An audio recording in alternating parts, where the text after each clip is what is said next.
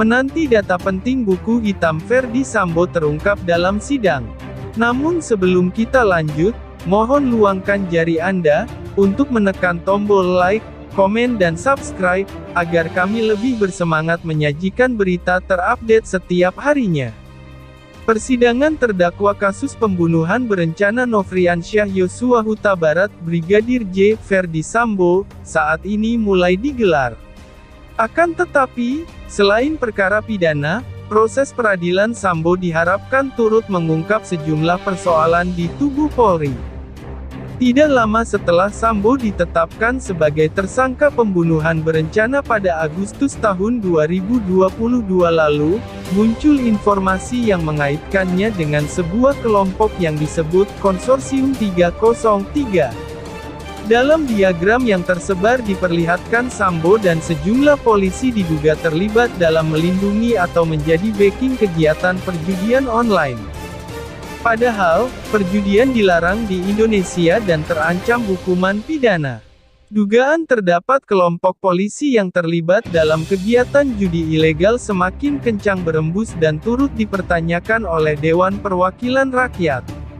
Akan tetapi, sampai saat ini Polri menyatakan tidak menemukan indikasi keberadaan kelompok Konsorsium 303 itu. Sambo bakal ungkap isi buku hitam. Kuasa hukum Verdi Sambo, Rasamala Aritonang, menyebut kliennya adalah sosok yang rajin mencatat setiap aktivitas atau kegiatannya sejak jadi anggota Polri. Saya beberapa kali ketemu beliau, buku hitam itu selalu dibawa. Pak Sambo punya pengalaman cukup panjang. Beliau pernah menjadi Kasubdit 3 di Tipidum Bareskrim, Dirtipidum Bareskrim sampai Kadif Propam, ujar Rasamala saat dimintai konfirmasi. Ketika dikonfirmasi isi buku tersebut, Rasamala mengaku tidak tahu secara persis isinya sehingga enggan membuat asumsi. Walau begitu, kata Rasamala, jika ada informasi penting dalam buku hitam Sambo yang bisa berguna untuk memperbaiki keadaan Polri maka hal itu bisa saja disampaikannya. Menurutnya, Verdi Sambo adalah sosok yang mencintai institusi kepolisian. Saya pikir beliau terlepas dari persoalan pidana yang dihadapi, beliau ada kecintaan terhadap institusinya di kepolisian. Saya pikir itu disampaikan beberapa kali oleh beliau, ujar Rasamala. Rasamala lantas menyinggung Verdi Sambo yang sejak awal menyampaikan bersedia kooperatif.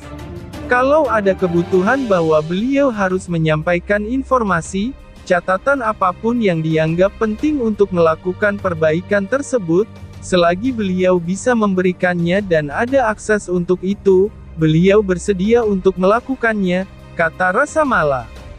Rasamala memaparkan kliennya bersedia memberikan informasi dan hal lain yang dianggap penting untuk perbaikan sistem peradilan pidana terintegrasi atau Integrated Criminal Justice System.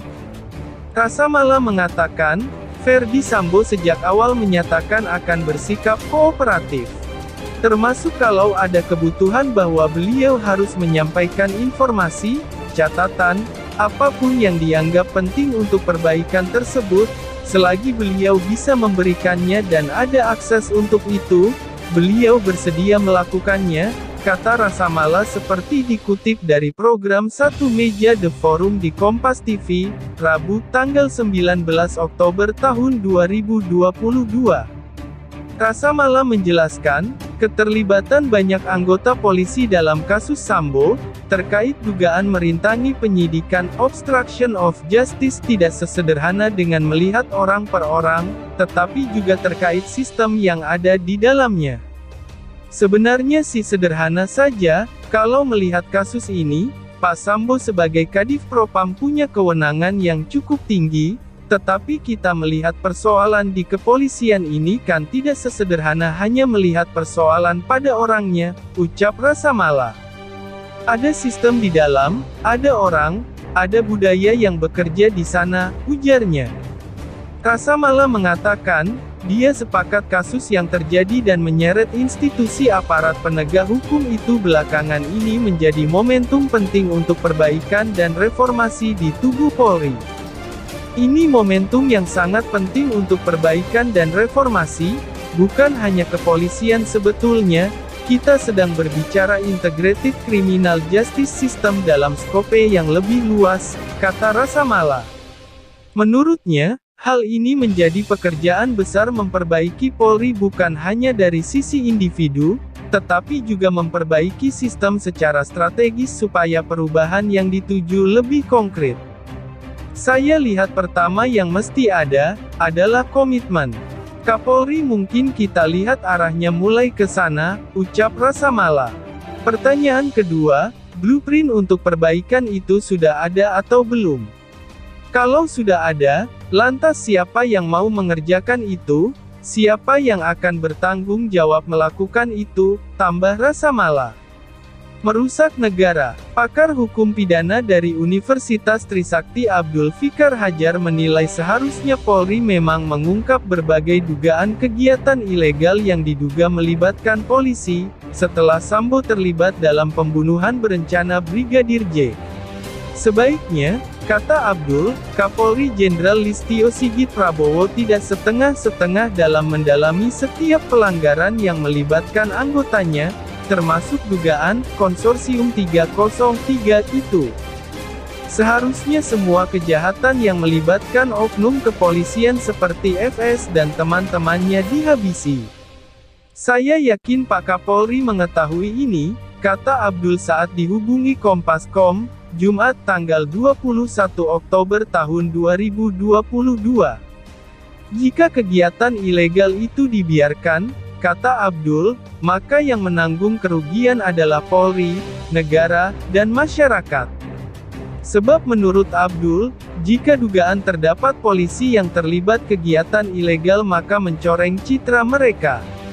Ada dua kerugian jika tidak diberantas. Pertama, polisi akan bergeser citranya sebagai penegak hukum dan pelindung rakyat, justru melindungi para penjudi, ujar Abdul.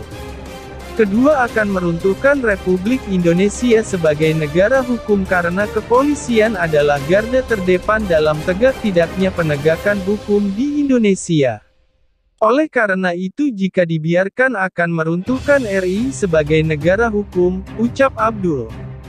Ketua Indonesia Police Watch (IPW), Sugeng Teguh Santoso, juga menduga buku hitam yang dipegang Ferdi Sambo berisi nama-nama anggota Polri yang menerima gratifikasi bisnis tambang di Kalimantan. Dia bahkan mengatakan, anggota Polri yang terlibat itu berpangkat jenderal. Saya menerawang bahwa Sambo punya catatan buku hitam soal jenderal-jenderal polisi yang menerima uang perlindungan dari usaha tambang ilegal, sehingga tidak ditindak, ujar Sugeng soal buku hitam Ferdi Sambo itu. Menurut dia, Sambo memiliki catatan tersebut, lantaran saat itu, dia menjabat sebagai Kepala Divisi Propam Polri. Terlebih, sempat beredar bagan konsorsium tambang yang menyebut sejumlah polisi. Dia meyakini, jika ditelisik lagi, kasus itu berkaitan dengan jenderal polisi. Setidak-tidaknya ada dua wilayah, Kaltim yang menyangkut seorang Bribtu IB. Kaltara menyangkut Bribtu HSP. Itu kalau diteliti lagi catatannya ada juga kaitan polisi Jenderal Bintang 2, Jenderal Bintang 1, kata Sugeng. Dia berharap, Sambo mau membongkar isi buku hitam tersebut. Namun, ada kode etik kepolisian, seorang polisi dilarang membuka rahasia jabatan. Tetapi, lanjut dia, Sambo telah dipecat sebagai anggota Polri. Tapi kalau misalnya polisi, saya tidak tahu ketika sudah dipecat apakah kewajiban itu, menjaga rahasia, masih melekat atau tidak. Atau memelihara namanya suasana damai dan tenang meski penuh api dalam sekam, ya tidak boleh dibuka buku hitam itu, jelas Sugeng. Pada pelimpahan tahap 2 itu, Ferdi Sambo terlihat membawa buku hitam. Pengacara Ferdi Sambo, Arman Hanis, mengatakan buku hitam itu adalah catatan kliennya. Buku tersebut adalah buku catatan Pak FS, kata Arman saat dihubungi. Namun, dia tidak mengetahui catatan apa yang ada dalam buku hitam tersebut.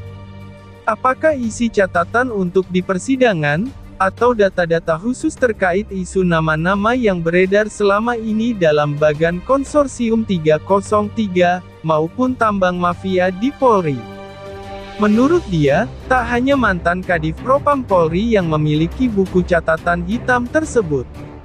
Sejumlah terdakwa lainnya pun memiliki buku yang sama, ungkap Arman. Nah, gimana menurut kalian? Mungkin itu saja yang dapat kami sampaikan. Jika ada salah kata mohon dimaafkan, karena kesalahan datang dari saya pribadi, yang tak luput dari salah dan dosa.